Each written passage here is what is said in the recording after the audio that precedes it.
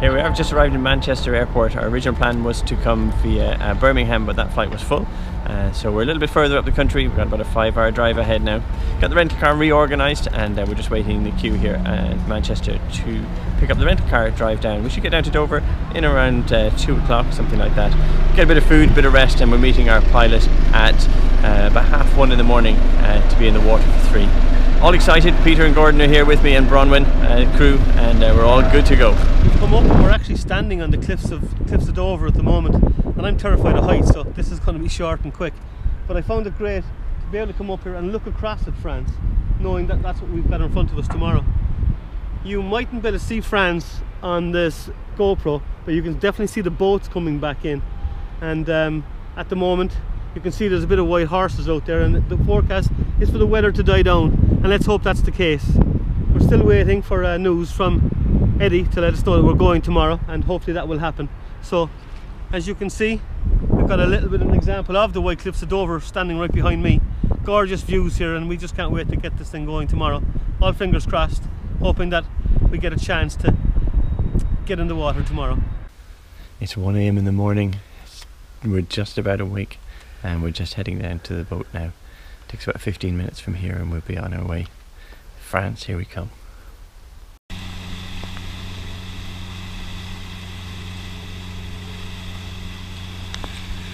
It's 2:30 and we're pulling out.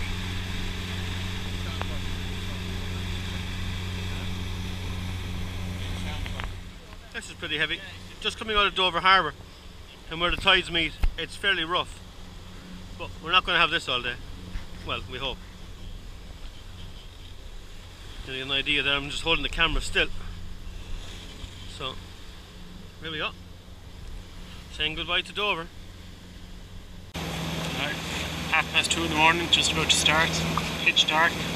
Nerves all about us, but looking forward to it, and hopefully we'll get through it. Thanks. Got another boat going out. The relay team just started, just in front of us. It's coming up at 3 o'clock. Almost Peter's turn. Yeah. You say when? Yeah. That away. The beach will be to your left. They'll have a light in anyway, yeah? Yeah, it'll be to your left if you go around the back of the beach.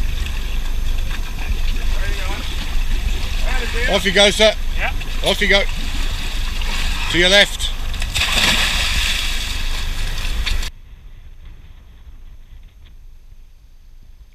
Well, we've gone a bit quiet here, but we're nearly at the start. We got the mighty Kevin.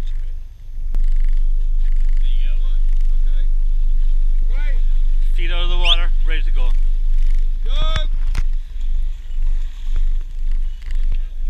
And Sandycove PGA are away. Best of luck, Peter. Hardest part, one of the hardest parts is just getting up on that beach, but anyway, well done, Peter. 2:50 in the morning, and Pete's in the water. And we're at Sinfaraho Beach, and there's 3 or 4 other boats out, and it's just started its first time, 2:50, and we're on our way to France. Peter's in the water approximately a half an hour, and we're leaving Dover in the background. He's looking good, he's in a stroke, he seems to be enjoying it. So we're well on our way. Go Pete! Go on, Pete. We got a reading of water temperature 14 degrees. Air temperature is 12.5. Watch out, Pete. Straighten up. Well done.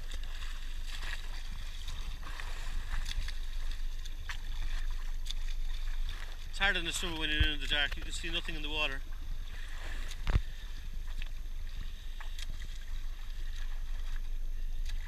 He's swimming well.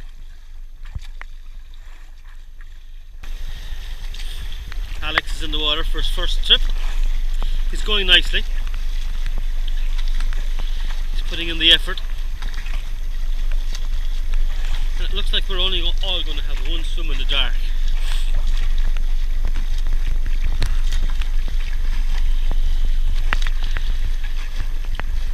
Talking or we're not talking? You're on, buddy. First swim done? One swim down. Looks like Dover's getting further away and France is getting closer. It was 1 hour, it was dark, there was no jellies, bits of weed. They were fun. Makes you think, wonder what's down there having a nibble. But all is good. We're one swim down each, the sun's about to come up and we're about to have some fun. Peter's giving us thumbs up, he's feeling better. He hadn't a good 2-hour stint on the boat. We always knew that, and he was honest that his sea legs could cause a little bit of a problem for him, but he's going to drive through it. He just gave his thumbs up there and he's looking good again. So here we are. I just spoke to Kevin Murphy, the king of the English Channel, who is our observer for the day. And he reckons at the moment, after looking at us all in the water, that we're in for a 14-hour swim. Something around that. And if that is true, we would take that hands down. We thought, coming here, that it would probably be, 15 hours at the rate we go. So right now, we'd really take 14 hours. We would take anything really. It's just get it done is the most important thing. Anyway, looking at a fairly good sea. There is a swell here, and that's going to stay with us for the day, but it could be a lot worse. Alex is doing well. He's in his second swim. We're in the 6th hour. Yeah, it's a bit of a rolling sea, and being on the boat is a lot more difficult than being in the sea. Peter is trying to get some rest at the moment, and he is again finding it hard on the boat. His tummy's at him, so yeah. I'm just out after my second swim. Got a few stings, and they were nasty. Got stung about 5 times at the same time, but yeah.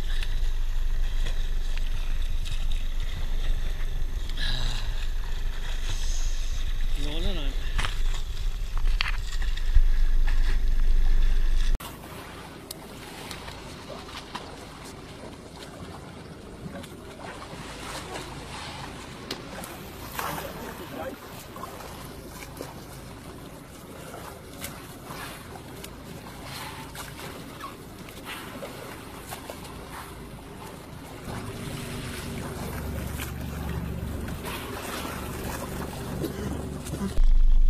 Peter's ploughing away nicely. This is hour 10. Peter elects to swim on the left hand side of the boat, and Alex and myself are swimming on the starboard side because of our preferred sides of breathing, and it's easier to keep the boat inside. Talking about boats, what's up in front of us is one of the many container ships that pass through here every day. The Grimaldi lines are looks like a car ferry and container ship passing through.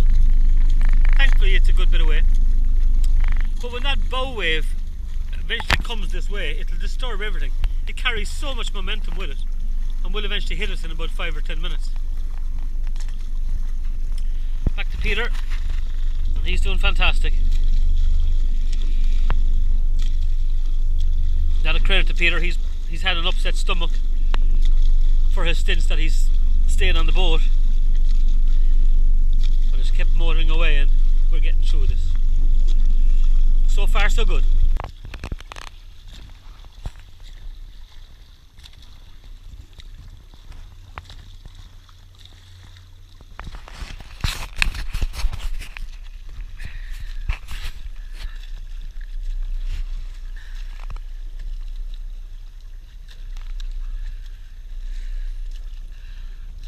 Big rollers that we were encountering for the last 8.5 hours have kind of slacked off, which is a good thing. Seasickness and tummies have settled a bit, and we're now in hour 9. Sorry, we're in hour 10. Peter's in for his 4th swim, which makes it hour 10. Our pilots are telling us that we probably have 2/3 of the way completed. So that all sounds very well.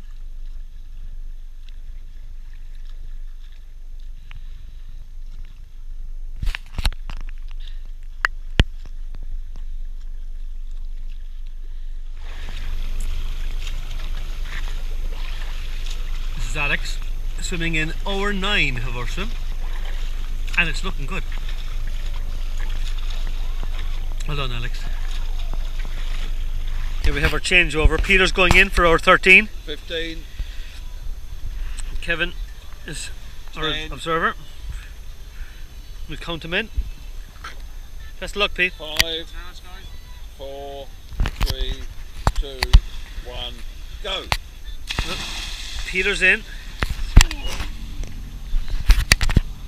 Alex out. What? Out. Out, quick.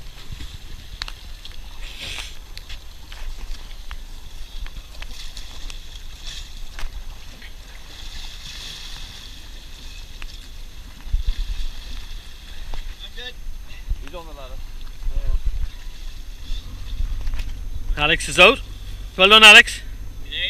Are we there yet? And Peter's on his way. Good handover there, lads. Been slick changeovers all the way. Are you happy with our handovers, Kev? They've been very slick all the way. Yeah. I can't fault them. In fact, they're better than almost any other team I've seen. And you're amazingly enough, I haven't heard any complaints, despite the fact it's a three-man team. And a three-man team is tough. It really is. Thanks for that, Kev. At the moment, our nearest point to land is only 2 miles away, but the current and the tide is pushing us east, and it looks like we're going to have to swim 4.5 miles before we hit land. It's a pity, but we're feeling good that we're going to get it done. Peter's pushing it out here, so well done, Peter. Just keep it moving, buddy. I don't know if this camera picks up what's ahead, but that's France. And luckily enough, the sea has gone flat for us. Keep it going, Pete. We got it done! We're here. Finally. It's France. 14 hours and 5 or 6 minutes. Have a quick look around. Great swim. Have a look around. Jesus. It's France. Okay. Sunday morning, after we completed the swim, you know, looking back at what went on yesterday, we worked fantastic as a group. And so just so proud to be part of the PGA, Peter, Gordon and Alex. We worked very well, and Kevin, our observer, even commented that we worked so well, and we just ground it out. It was a fantastic feeling, and I hope that we continue swimming together. When we got done, we kind of didn't look at Facebook and stuff throughout the swim because we knew it might distract us. But when we got done, when we came back in, our phones were hopping with messages from our friends and our family. Facebook was gone mad all together with best wishes. So look, we got it landed, and I hope this maybe inspires other people to, you know, get together, push the boundaries and go out there and see what's out there, because if you want it, you can get it, and we definitely got it. And I'm just again so proud to be part of this group. Two great guys, and I know we'll stay friends for a long time with great memories from yesterday. Thanks very much, lads. I'm Alex's daughter Bronwyn, and I was crewing for the Channel crossing.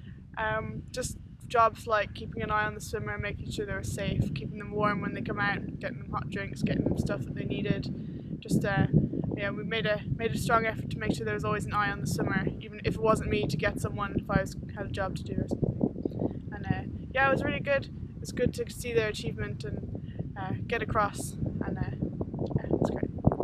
I also commandeered Dad's Facebook.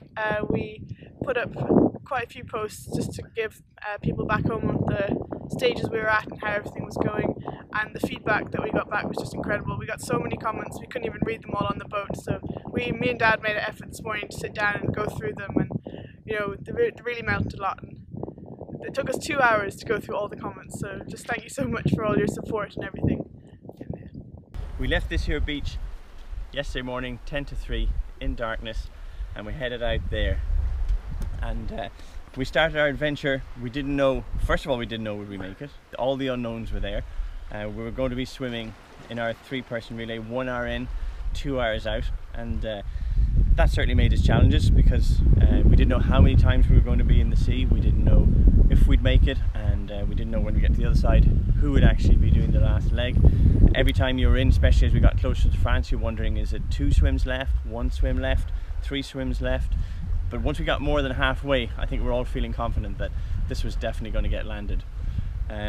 So as we came towards the other end, the other beach, Gordon was in for the start of the 14th hour, and it looked at that stage that Gordon was going to actually land it, but we were just about 300 meters short of the French beach, and it became my turn, and I was going to be the lucky one to actually walk up the beach in France.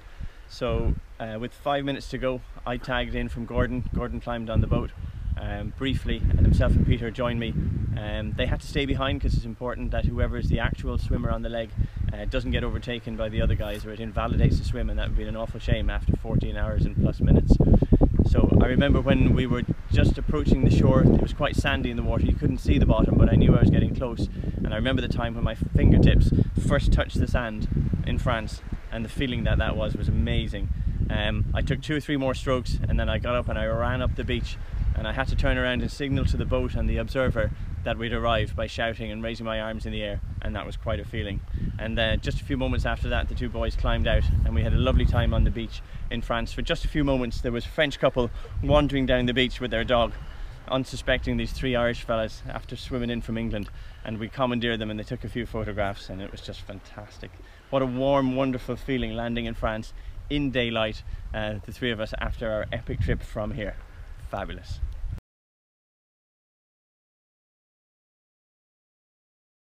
It is here yesterday, like the story of old, that it's historic. Me being the general, I decided to lead my team in the glorious victory of the Channel crossing. So I led them from this beach and swam all the way across while they sat in their fucking hole and did nothing.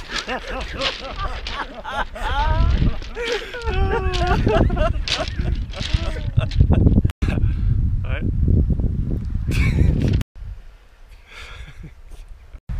The 2 things that I found hardest on the trip was, I suppose, Alex and Gordon. Bronwyn was entertaining, but the other 2's just slackers.